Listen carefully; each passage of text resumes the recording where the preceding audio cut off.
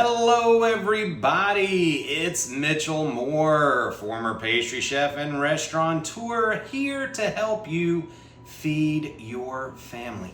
Today, we are going to make Brussels sprouts. I know, it doesn't sound, sexy and great and delicious, but they are. And they're so easy to make that you should definitely add it to the lineup of what you use to feed your family. All right, so first thing we're gonna do is open up our bag of Brussels sprouts. And then we need to clean them a little bit. And I don't mean wash them. These have actually already been washed. I mean, we need to cut off this little end and then slice them in half. As you can see, I've got a couple of bowls here. I've got one for the trash and one for the actual halves of the Brussels sprouts. So each time I cut one or trim it, I'm going to trim it, cut it in half. Into this bowl goes the Brussels sprouts, into that bowl goes the trash or the trimmings. And that way my workstation is still clean.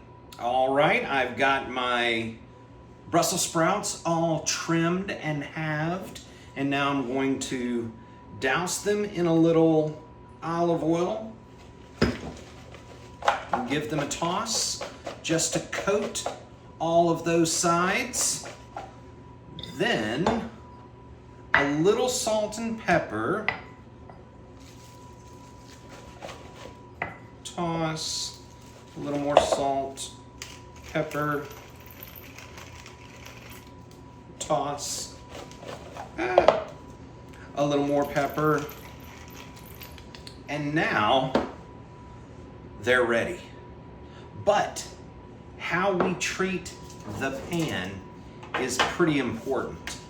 We want to layer a thin layer of olive oil on this pan. Just spread it out.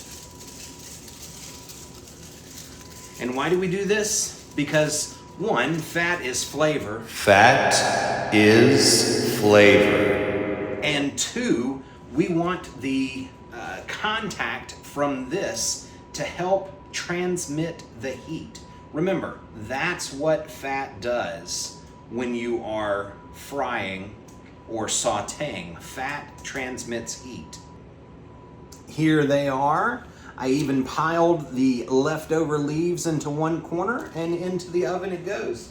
I'll set a timer for 20 minutes and check on it then.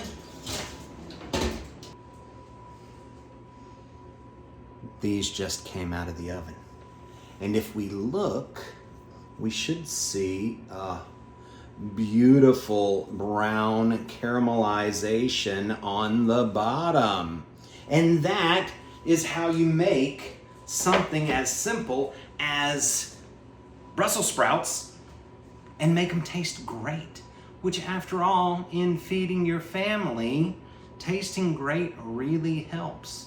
So give this a shot.